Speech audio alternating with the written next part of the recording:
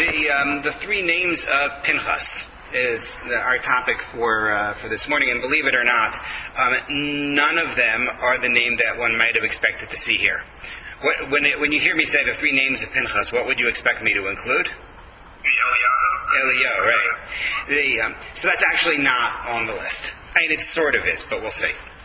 I point you to the first source on the sheet, Medrash in Koheles Rabbah, and then there's a slightly different version of it in the Medrash Tanchuma number 2. It says, Shlosha Shemos Nikru Ulo La'adam Hazeh. It says, a person is called three names.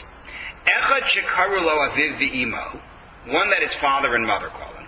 Ve'echad Shekaru Lo Acherim, another one that other people call him. Ve'echad Shekaru Lo B'Sefer Todos Briyaso, and one that he is called in, as I translated it here, the chronicle of his life. Okay? So, more not done.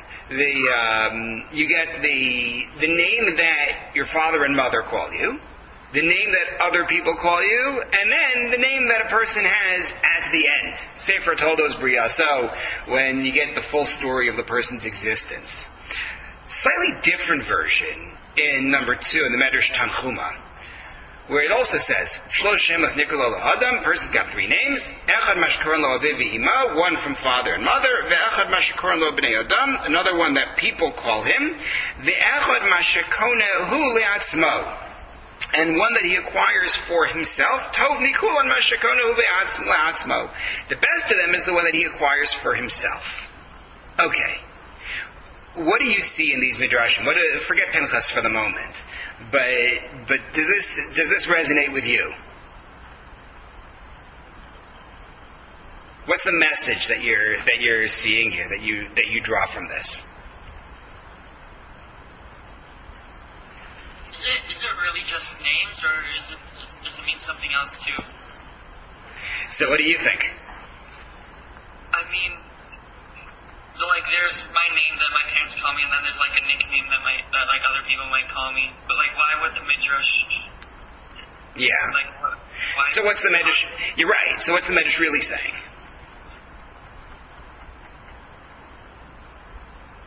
It's your identity, right? Especially if I take the version in the Medrash Tanchuma, all three identities are legitimate. Your parents frame your starting point in the world, right? And the way they see you influences the start that you have, right? It's going to establish some of the rules of the game for the beginning of your life. The way that people around you see you also shapes an identity for you. It's your identity within the chevra. But then you get to the third one, and the third one, according to Koheles Rabbah, it talks about the way history will identify you. Or if you take the Medrash Tanchuma one, it's really about what you deserve. The name you acquire for yourself, that's your true name or your greatest name, depending on which edition, which Medrash you're looking at. Good morning, Eric. All three of these names have legitimacy. Your parents shape your life, the people around you shape your life, and then the name you earn, or the name at the end, also has its own status.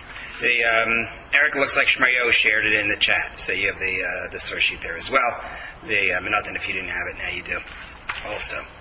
Okay, so I want to apply this medrash to Pinchas, because the three names of Pinchas that we're going to look at map especially well to source number 2, to the version that's in the Tanchuma. And the three names that we're going to look at for Pinchas are Pinchas ben Elazar ben Aaron HaKohen, which is found in the end of last week's parsha, beginning of this week's parsha. The second name is Putiel or Ben Puti, as the Gemara is going to frame it. And then the third one is Malach Hashem, as we'll see. And that's the one that sort of bleeds into the Eliyahu Midrashim. But we're going to go slow here. Source number 3. Vayar Pinchas ben Elazar ben Aaron HaKohen. Pinchas sees what's happening with Zimri and Cosby, and he gets up and he acts. That's the first name that he's given. But he's also identified as Putiel. Or not Putiel, I shouldn't say that. Putiel is Yisro. He's identified as Ben Puti. If you take a look at the Gemara in source number 4, the Gemara in Sota is describing how Pinchas gets up to kill Zimri, and he is mocked by some people for taking that kind of drastic action. Shvatim mevazin oso. Here, I think the word before that, I don't know why I cut off, was Yitchilu.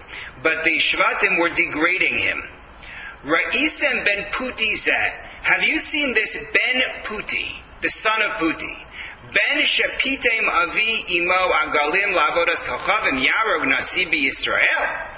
This one, whose grandfather, his mother's father, sacrificed calves, or fattened calves, I should say, for Avodah Zarah. He's going to go kill a Nasi? So, first of all, Putiel is Yisro, that I mentioned. Elazar ben Aaron married from the daughters of Yisro. Whether that means a daughter or a granddaughter doesn't matter for our discussion. But he marries a daughter of Yisro, and their son is Pinchas. So Pinchas' ancestor is Yisro, who is also known as Putiel.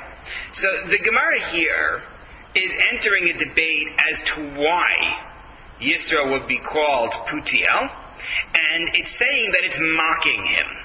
That Putiel means Pitem Agalos Lavodah Zarah, he fattened Agalim, not Agalot. Agalot are wagons. He fattened calves for Avodah Zarah, so it's a derogatory name for Yisro because he was Kohen Midyan. He was a priest for Avodah Zarah, and look at this, his grandson is going to kill a Nasi. Who does he think he is? Are we clear on what's going on here, especially for those who came in the middle? We're good? The Gemara is saying that Pinchas gets the title Ben Puti, and it's essentially a title of rejection by the nation. Right? If you map this to the Medrash Tanchuma in source number 2, the name that his father and mother call him, Pinchas ben Elazar ben Aaron HaKohen, is one identity, and then you have this mockery Ben Puti that he is called by other people. And then the name he acquires for himself is in source number 5. It's commenting on a story in the second parak in Shoftim. If you remember Sefer Shoftim has 3 parts.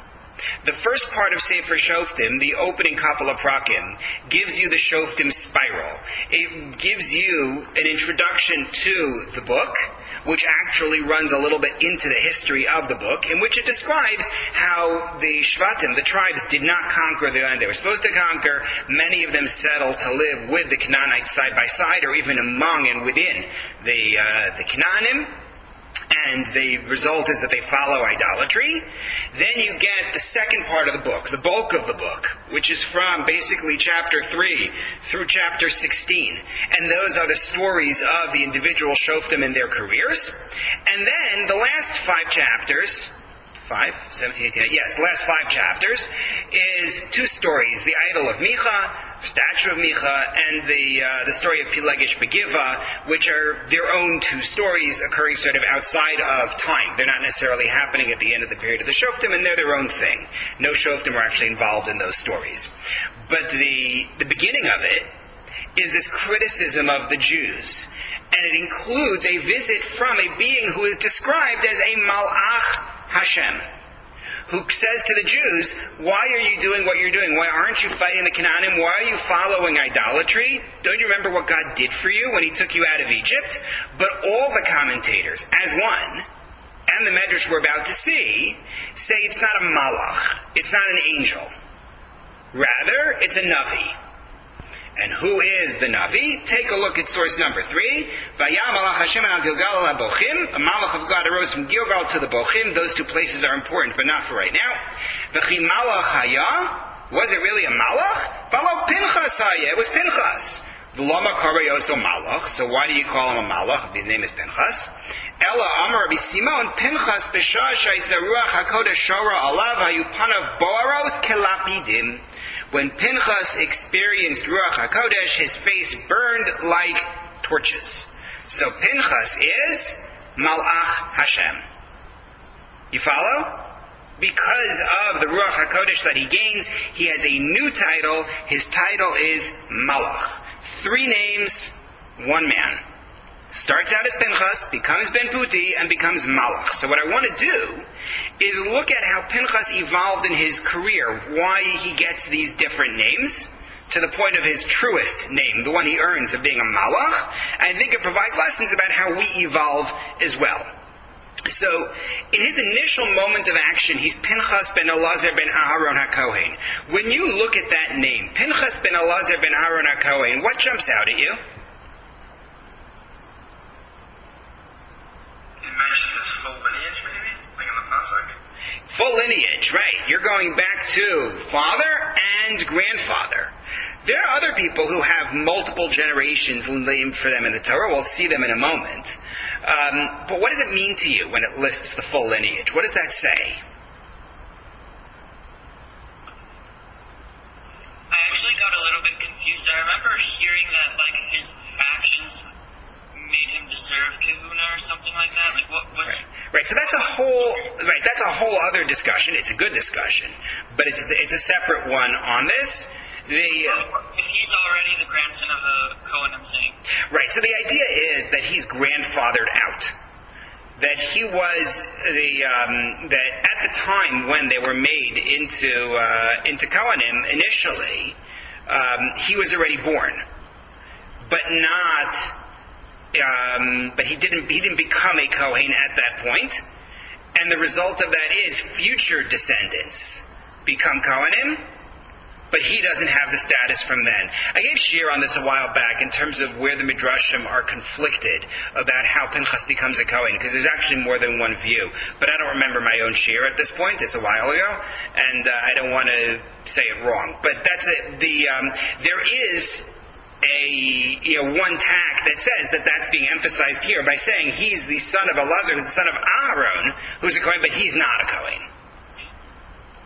But that's actually its own discussion. I don't want to go there with it. If I get a chance, maybe I'll look up my sources later and send it to you, but it's a long day ahead today, so I'm not sure that's going to happen. But what does it mean when you list somebody with multiple generations in Tanakh? What are you trying to convey? Many generations per se. I'm sorry? Like, when you say, like, there's just one, it's like the father was an important person. Listing like multiple, you probably want to get to the originator of that line. Why? Why would you want to get to the originator of the line? Because he is like, there's a connection from him and the first person. Good, the connection. That's the idea. When you list multiple generations, you're trying to connect the identities across the generations. And that works positively and it works negatively. So, as a positive example, I just bullet pointed for you in source number 6. I didn't bring all the sources, but you can look up the Psukim and the Midrashim. The one in the first bullet point is Bitzalel, who is introduced to us as Bitzalel ben Uri ben Chur Lamate Yehuda. Why? The Medrash in Shmos Rabbah says to give credit to the whole line. When Bitzalel becomes lead person along with the Haliyav in creating the Mishkan, that gives credit to the entire family line going all the way back. Bitzalel ben Uri ben Chur of the tribe of Yehuda. The Shmuel Aleph Perek Tes is Shaul. Shaul also is introduced with a whole long lineage. And then the best one is Ezra. I'm actually going to pull it out here because I have a Tanakh with me. This is awesome. If you've never learned Ezra, one of the things that jumps out at you when you learn Ezra is that Ezra doesn't show up until Perek Zayin. The Jews come back to Israel. They build a Mizbeach. That's all before Ezra even shows up. And then you finally get to Ezra. Listen to this pasuk, or I should say 5 psukim. And after all of these things, in the empire of Artaxerxes, the Persian king, Ezra ben Sariah ben Azariah ben Chilkiah ben Shalom ben Sadok ben Achituv ben Amariah ben Azariah ben Rayos ben Zerachia ben Uzi ben Buki ben Avishua ben Pinchas ben Elazar ben Aaron HaKohen HaRosh, who Ezra Ola mi Bavel. ... That is an awesome introduction. That's what I want when they introduce me in Tanakh. I want that right there. it's as you see there, Ezra Perek Zayin, Sukkim Aleph to Hey. These are for the good type of associations. It's saying this is a person of standing and status. There's a connection. It reflects well on all the members of the line. That's one way to do it. Then on the other end, you have the bad. So by Midbar 16:1, we learned that a couple of weeks ago. Korach ben Yitzhar ben Kehas ben Levi. And we emphasized the lineage in order to incriminate them. The Medrash in Pinchas-R Rabbah that I noted for you in source number 6 has Yaakov davening not to be included with them. When Yaakov says, B'sodam al tavo nafshi b'kahalam al tichad kivodi, he's saying, I don't want to be mentioned with Korach. And then the other one, Yoshua Perek Zayin, is Achan, who takes from the spoils after Yericho. So he's introduced as Achan ben Karmi ben Zavdi ben Zerach, Lamate Yehuda. And also, the Medrash in Shemos Rabbah says is to incriminate them in his deeds and to mock the people in this line. The idea is that we are listing those who influenced the person's actions and who gave the person his initial identity in this world. I brought you a Gemara in Sanhedrin Kuf Dalet in source number 7. I'm not going to go through it right now, but it talks about Bra Mizake Abba. The idea that the deeds of a child provide merit for the parent, but not the other way around. Why? Presumably because the parent is said to be an influence on the child's actions. We hope in a positive way, parenthetically. Parental influence can be complicated. But nonetheless, the idea is if the kid does something good, the parent somehow or other, intentionally or unintentionally, must have done something right. That's the thought. There's more to be said about this idea, but I want to talk about Pinchas now. Pinchas is the grandson of Aharon. Aharon is the first Kohen Gadol, the husband of Elisheva Bas Aminadav, right? We count him as a positive ancestral influence. Elazar, Nasi of Shevet Levi, second Kohen Gadol, son-in-law of Yisro, also great influence. But in particular, Pinchas' heritage influences what he does at the end of Parshas Balak. Because Pinchas is identified for us as a kanoi. A kanoi is a zealot, right? Somebody who becomes outraged when he sees that things are wrong, and he says, I am going to correct them. Right? I always get annoyed when people translate the word kinah as jealousy. Kinah sometimes is jealousy, but more often it's outrage or indignation. You're upset that something is wrong. Like Hashem is described as Kel Kana. God isn't jealous of anybody. The word jealous doesn't mean anything when you have everything, when you are everything. It's rather the trait of justice, Hashem being outraged when things are wrong. It's offensive. So Pinchas is like that, and that's in the family line. Remember, his ancestors in Levi, his first answer in the Shevet Levi is Levi, right? Shimon and Levi are the ones who are outraged at what's done to Dinah and wipe out the city of Shechem. And then, as the Medrash explains, the story of Yosef, the sale of Yosef, Vayomru ish el achiv hine bala chalomos halazeh ba. One brother said to the other, the dreamer is coming, and they decide to kill Yosef, which ends up being a sale after Yehuda tempers it. But the idea of killing Yosef is Shimon and Levi. The Medrash says that on Vayomru ish el achiv, one brother said to the other. It does this whole deduction to demonstrate that it's Shimon and Levi. It says it can't be Reuven, because Reuven tries to back out of the plan. Right? Reuven says let's put him in a pit.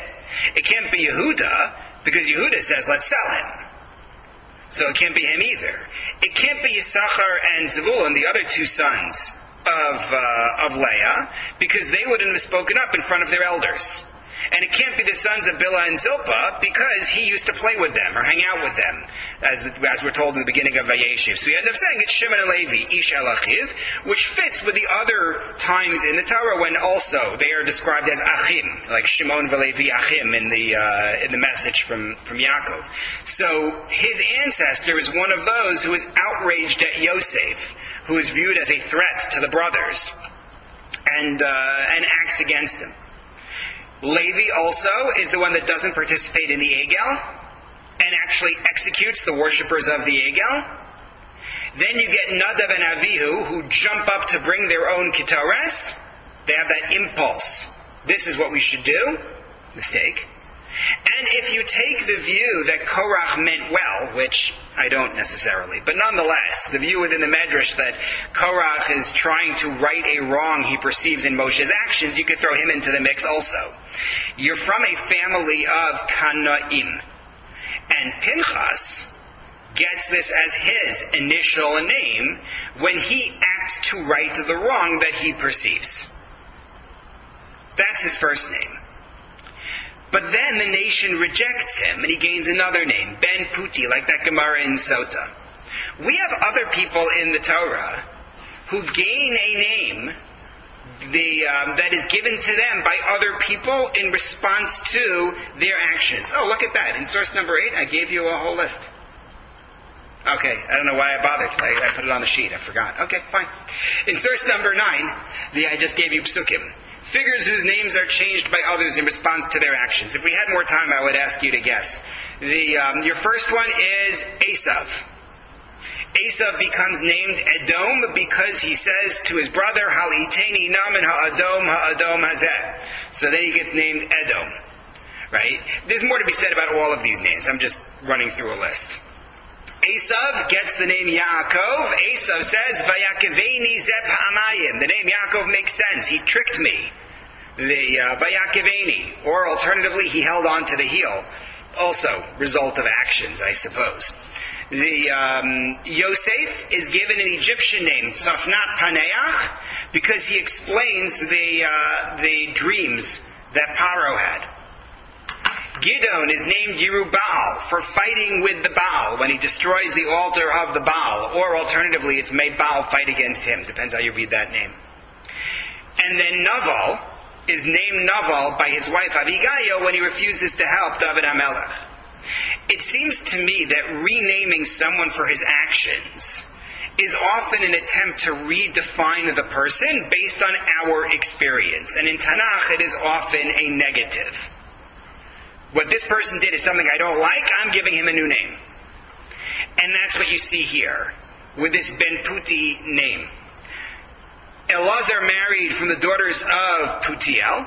This is, as the Gemara in Sota says, Yisro, who had the history of fattening calves for Avodah Zarah, for idolatry. So when I was in Keren B'Yavne, Rav Lachman gave a sicha once, in which he tried to give this a positive spin. He said, Yisro being called Ben Puti, Yisro being called Putiel, that he fattened calves, is actually shevach. It's actually praise for him.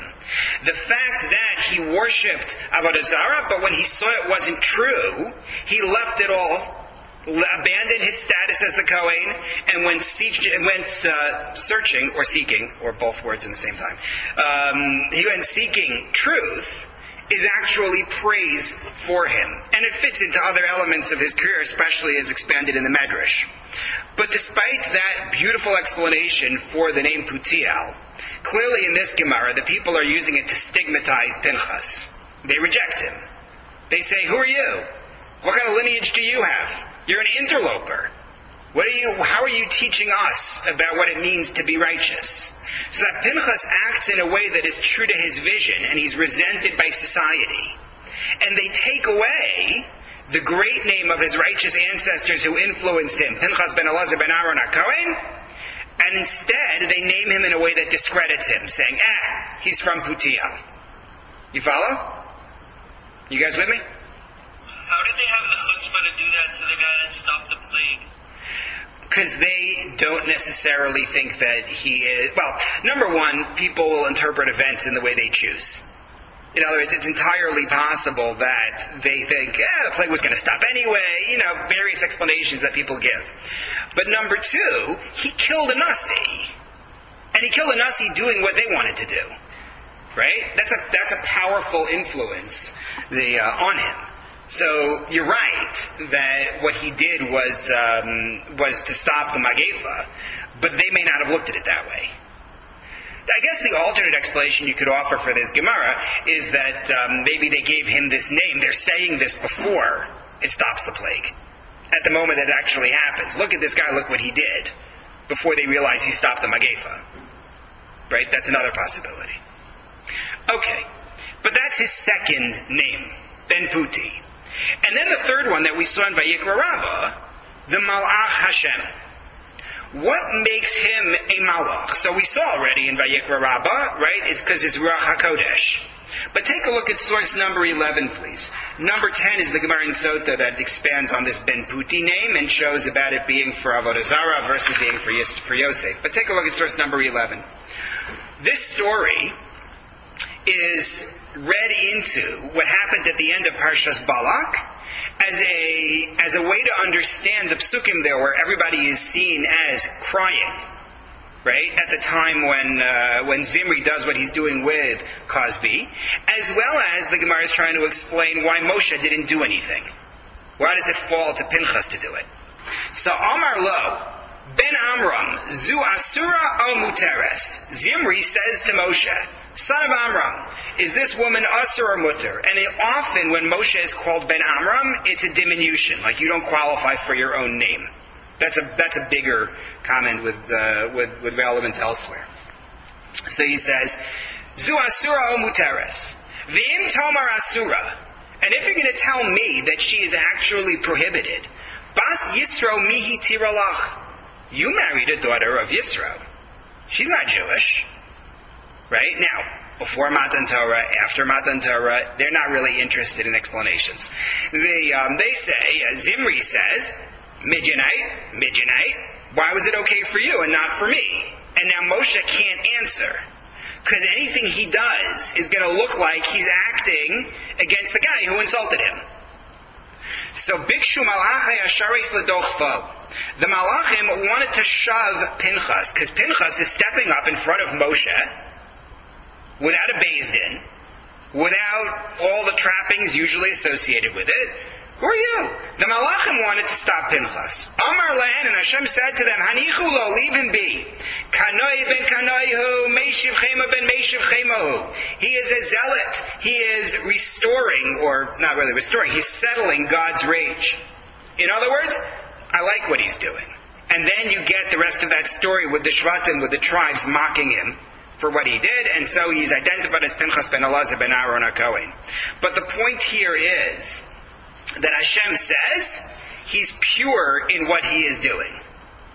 Don't stop him because he is pure in what he is doing. This is a kanoi. He has a purity of purpose.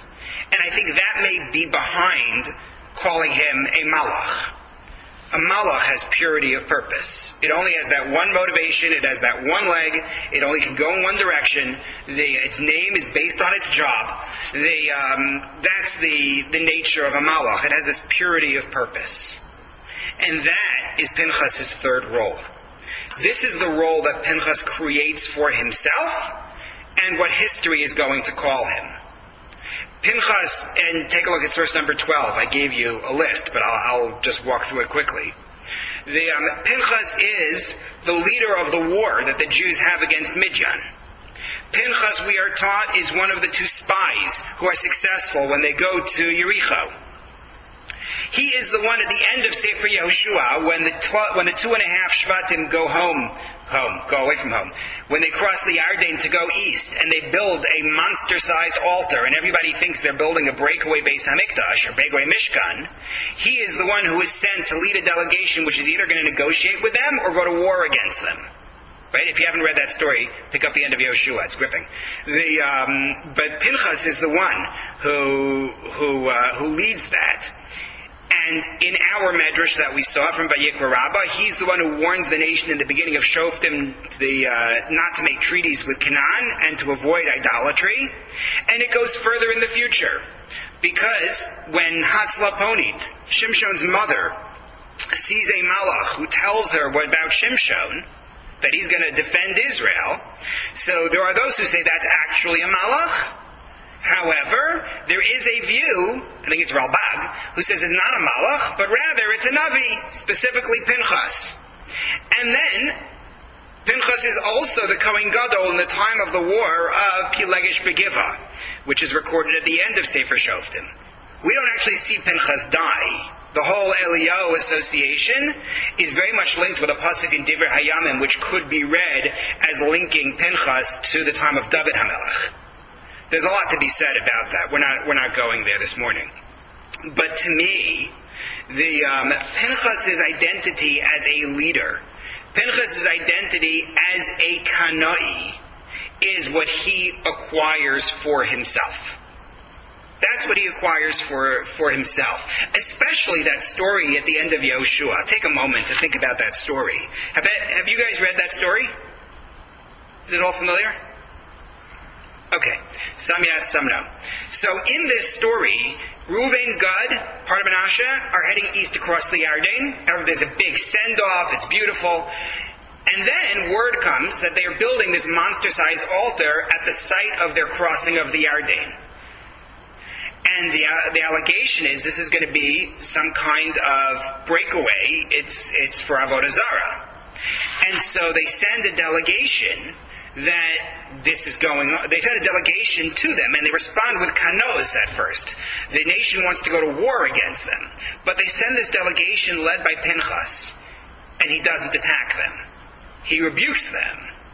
To which they respond, no, we're not guilty. We did this in order to show that we're part of you. We're worried that generations from now, we're going to be told, you're not really Jewish. You're over outside of Israel. We did this in order to mark the site where we crossed with something that reminds us of the Mishkan. It's ceremonial. It's not meant to be used. And Pinchas accepts it. He's still a Kanoi, but he's part of a team. He goes with this delegation of Nisim. He speaks first, rebuking them, but he hears what they say and he accepts it. You see that?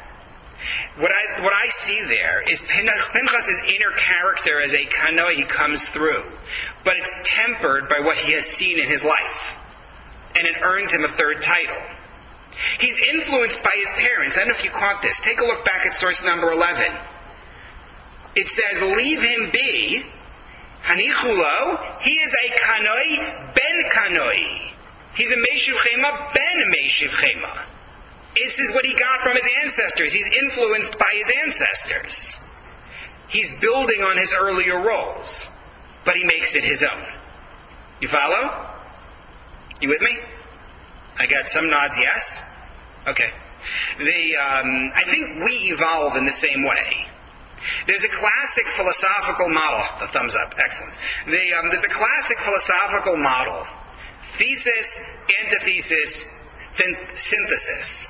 The idea is, in this case, as I am borrowing it here, we begin our lives with gifts from our heritage, right? That shapes our initial actions. That's thesis.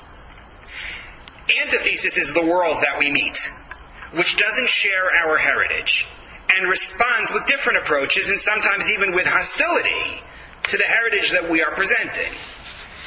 And then you get synthesis, where we learn from what the world has to teach us. We don't eliminate our initial influences, but we moderate them based on the lessons we've absorbed. So that it's our responsibility, effectively, to be self-aware and to be mindful. To ask ourselves, what was my first name? Right? What was my initial name? Second, to ask, what are other people calling me? What am I supposed to learn from others? And then using the two to create a third name for ourselves, which is that name that, going back to source number 2, is the name we are koneh la'atzmo, the name that we acquire for ourselves. And to go back to Koheles Rabbah, the name that we will be called B'Sefer Toldos Briyaso, when the full account of our lives is recorded. You follow? I feel like this is usually the point where Shmayo says, yeah, but, and he throws a wrench in things. What do you got for me? I can't hear you. You're muted. No wrench. No wrench. I